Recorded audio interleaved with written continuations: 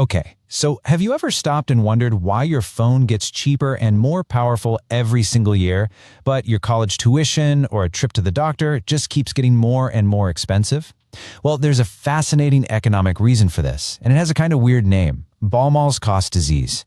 Let's break down what it is and why it matters to you. All right, let's just dive right into this puzzle, something you've definitely felt in your own wallet. It feels like our economy is being pulled in two different directions at the same time when it comes to prices. I mean, think about it. A super powerful smartphone today costs less than a clunky computer from a decade ago. TVs get bigger, better, and cheaper every year. But then you look at the other side. The cost of a college degree, a simple doctor's visit, or even childcare feels like it's on a rocket ship to the moon. So what gives? Why the split?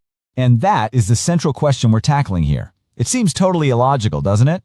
Why does the price of progress seem to move in two opposite directions? Well, it turns out there's a really fascinating economic theory that explains exactly this. Now, let's give this frustrating problem a name. It might sound a little dramatic, but economists actually call this phenomenon a disease. Yep, the key to solving our puzzle is something called Baumol's cost disease. It argues that this whole situation isn't really about greed or waste, but a fundamental feature of our economy that was first identified way back in the 1960s. So, in a nutshell, Baumol's cost disease explains why services that rely heavily on human labor, like teaching or nursing, just keep becoming more expensive over time. And this happens even if the people doing those jobs don't get any more productive.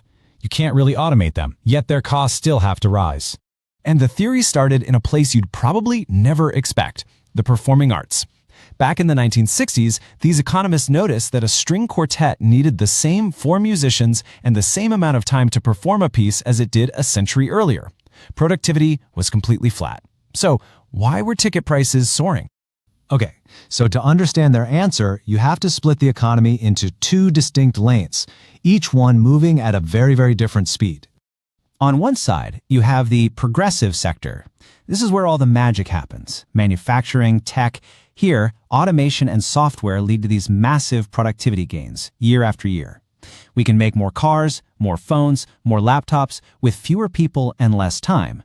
But then you have the stagnant sector. Think education, healthcare, the arts. These fields are, at their core, human-powered. Think of it like this. The worker in the progressive sector gets a bicycle, so they get more and more productive every year. But the worker in the stagnant sector, like a teacher or a nurse, well, they still have to run on foot. The productivity gap between them just gets wider and wider, but here's the thing. Both of them still expect to be paid fairly. And this leads to the big question, right? If a teacher isn't teaching 10 times as many students as they did 50 years ago, why on earth should their salary go up? Why can't we just keep their wages flat? Well, the answer is pretty simple, because everyone is competing for talent in the same job market. If you don't raise the teacher's salary, they're going to quit and go get a better paying job in the tech sector. To keep nurses in hospitals and teachers in classrooms, their wages have to rise to stay competitive with those progressive sectors. So their costs go up, even if their productivity doesn't. So let's see how this plays out in the real world with services we all use every day. This is where the theory really starts to click. Well, start with the original example. You simply cannot perform a Beethoven symphony twice as fast or with half the musicians. The human labor input is fixed. It's non-negotiable. This is the core constraint. In these services, the human time and the human effort is the product.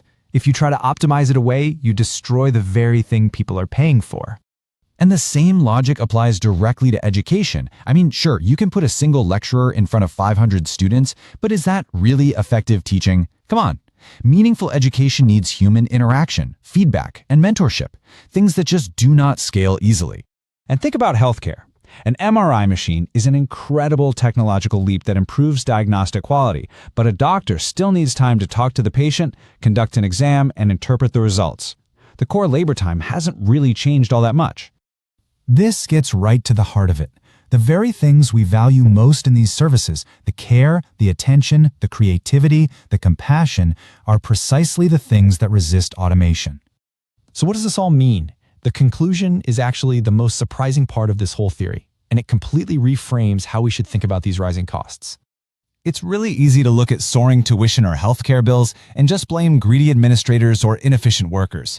And while those things can exist, Baumol's theory suggests there's a much bigger, more fundamental force at play. Here is a great way to think about it. The rising tide is the incredible productivity growth in tech and manufacturing. That tide lifts the boats of those workers, but it also makes it much more expensive to keep the other boats afloat, the schools, the hospitals, and the orchestras, because they can't be lifted by that same automated wave. And here it is, the big aha moment. The high cost of your college degree is, in a very weird way, a side effect of the low cost of your smartphone. The success of the progressive sector forces up wages and therefore cost in the stagnant sector. It's not a sign of failure, but a symptom of overall economic prosperity. And this leaves us with a pretty profound question. As our world gets more automated and efficient, the things that remain fundamentally human, education, care, art, they're going to become relatively more expensive. They'll feel more and more like luxuries. And that forces us to ask, as a society, how much are we willing to pay for the price of being human?